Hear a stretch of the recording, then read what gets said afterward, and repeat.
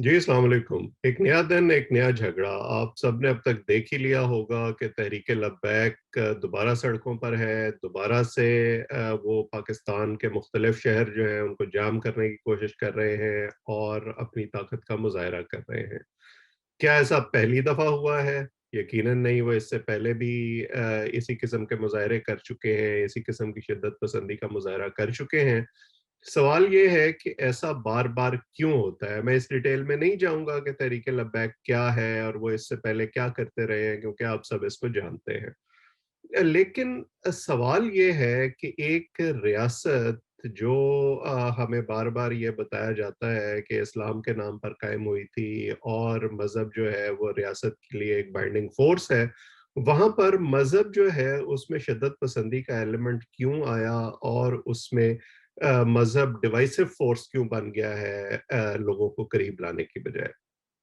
देखिए, बुनियादी बात ये है कि जब आप मज़हब को इस्तेमाल करेंगे बतौर रियासत ये फ़ैसला करने के लिए कि कौन मुसलमान है और कौन नहीं है, और सियासी जमातें मज़हब को इस्तेमाल करेंगी बतौर पॉलिटिकल माइलेज लेने के लिए, एक-दूसरे पर फ़तवे लगाएँगी, मज़हबी गिरोहों को अपने मकासद के लिए इस्तेमाल करेंगी, तो उसके बाद आप ये नहीं कह सकते कि आम लोग भी उसका शिकार नहीं होंगे। और जैसे कि हमने अपनी तारीख में देखा है पिछले 30-40 सालों में, ख़ास तौर पर जब से पहली अफ़गान वॉर शुरू हुई थी, कि कैसे मज़हब और मिलिटेंसी को इस्तेमाल किया गया सोसाइटी में ख़ास तरह की सोच परवान चढ़ाने के लिए।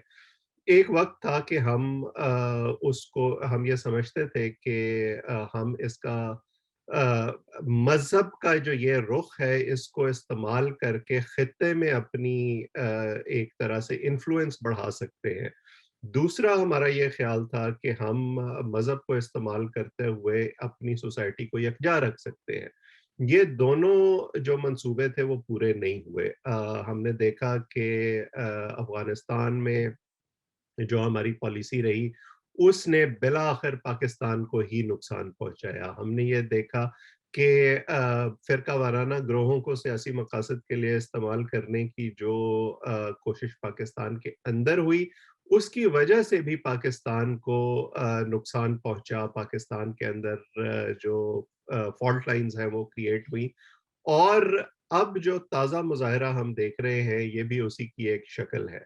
सवाल ये है कि जब तहरीक-ए-लब्बैक ने पहला मुज़ाहिरा किया था, और मुझे 20 साल हो गए हैं सहाफ़त से वाबस्ता हुए, हमने जब फ़ील्ड में कदम रखा और हमने हर तरह की कवरेज की, मज़हबी जमातों की भी कवरेज की, तहरीक-ए-लब्बैक का तो कहीं दूर-दूर तक नामो-निशान नहीं था।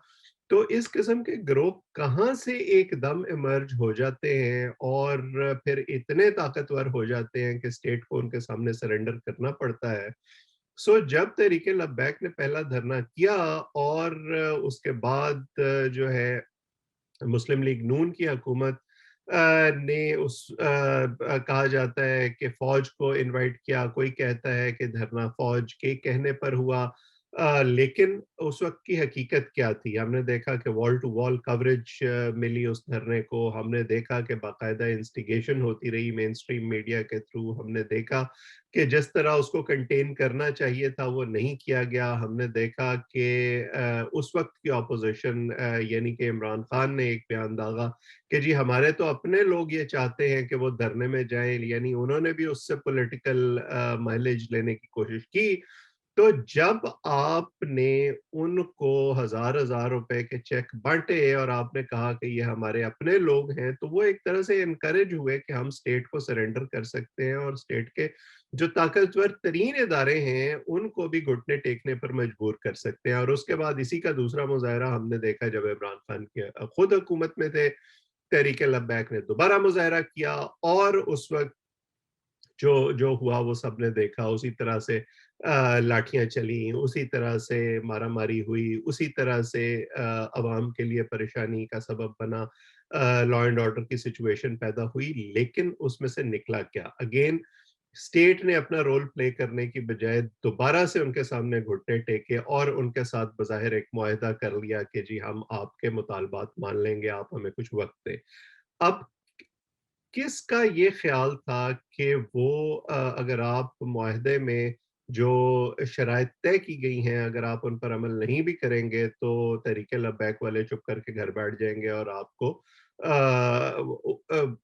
उनका बैकलैश जो है, वो फ़ेस नहीं करना पड़ेगा और अब हम देख रहे हैं कि वो दोबारा से सड़कों पर हैं और वो दोबारा से अपने मुतालबात माने जाने का मुतालबा कर रहे हैं और इस दफ़ा वो पहले से ज़्यादा ताकतवर होंगे, पहले से ज़्यादा गुस्से में होंगे क्योंकि ना सिर्फ़ उनका जो बैकग्राउंड से जो वो गुस्सा लेकर चल रहे हैं, वो उनके साथ है, बल्कि एक ताज़ा कुमक भी बीच में शामिल हो गई है जिसमें हुकूमत के खिलाफ जो इस वक़्त एलिमेंट है, जो हुकूमत की कारकर्दगी से नाराज़ हैं और हमने हमेशा ये देखा है कि जब कोई इस किस्म की लॉ एंड ऑर्डर सिचुएशन होती है, तो लोग उसे अपनी भड़ास निकालने के लिए इस्तेमाल करते हैं। तो आज क्या हो रहा है? अब जब तहरीक लब्बैक के ने कॉल दी है, वो शहरों को जैम कर रहे हैं, एम्बुलेंसेज़ नहीं हैं, कोरोना के दिन हैं, अवाम परेशान हो रही है, अब स्टेट क्या करेगी? क्या आप दोबारा से उनके साथ कोई मुआहदा करने की कोशिश करेंगे? क्या आप उनको ताकत के ज़रिए रोकने की कोशिश करेंगे? क्या आप उनसे कोई नेगोशिएट करेंगे? क्या करेंगे आप? आप खुद उनको दिलासे दे देकर यहाँ तक लाए हैं और वो वक़्त गुज़र गया जब हम ये इल्ज़ाम मौलवी को देते थे कि मौलवी की वजह से रियासत में या मुल्क में शिद्दत पसंदी परवान चढ़ रही है। अब ये एलिमेंट एक तरह से मेन स्ट्रीम हो गया और मेरे लिए जो एक तरह से डिफाइनिंग मोमेंट था जब मेरी आँखें खुली वो था जब सलमान तासीर की किलिंग हुई थी और वो तमाम लोग जिनके साथ आप खाने खाते हैं और गप्पे लगाते हैं और वो आपके हल्का अहबाब में शामिल हैं, वो उसको जस्टिफ़ाई करते थे और आप जब उनसे पूछते थे कि आखिर उसने किया क्या है? क्या गुस्ताखी का इल्ज़ाम आप उस पे लगा रहे हैं? तो उनके पास कोई जवाब नहीं होता था और मुझे यकीन है कि आज तहरीक लब्बैक या इस किस्म के दीगर ग्रुप जो कर रहे हैं, अगर उनसे भी यही पूछा जाए तो कोई उनके पास जवाब नहीं होगा कि एक्चुअली मसला है क्या? लेकिन क्योंकि एक ख़ास तरह की फ़ज़ा मुआशरे में मौजूद है, तो सब देखा-देखी उसी की तरफ चल पड़ते हैं। जैसे कि आपने आज एक दूसरा उसकी मैनिफेस्टेशन भी देखी जब आफ़ताब इकबाल पर जो है एक साहबा की गुस्ताखी का इल्ज़ाम लगाया गया और उन्हें एक वीडियो जारी करके माफ़ी माँगनी पड़ी।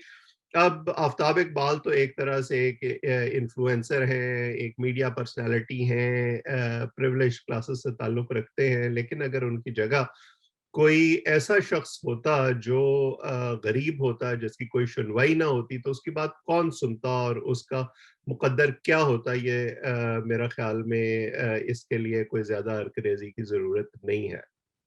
तो सवाल ये है कि ये जो सोसाइटी जहाँ पहुँच गई है, इसका अब हल क्या है? देखिए, जब तक आप मज़हब का इस्तेमाल as a matter of state policy तर्क नहीं करेंगे, ये मसला हल नहीं होगा। मैं अमेरिका में रहता हूँ, पूरी दुनिया में वेस्ट में जब ये कहा जाता है कि स्टेट ने मज़हब को अलहदा कर दिया है सियासत से, उसका मतलब ये नहीं होता कि आप ये रियासतें लादीन हो गई हैं या लोग मज़हब प्रैक्टिस नहीं करते। उसका मकसद ये है कि रियासत ने सियासी मकासद के लिए या किसी भी और मकसद के लिए मज़हब का इस्तेमाल छोड़ दिया है और उसको प्रैक्टिस करना या ना करना वो माशरे के अफराद का एक इंडिविजुअल एक्ट है। वो चाहें तो उस पर अमल करें। अब हम यहाँ पर मुसलमान हैं, मसाजिद में जाते हैं, दीगर मज़ाहिब के लोग हैं, हर कोई अपने मज़हब को प्रैक्टिस करता है, पूरी आज़ादी है।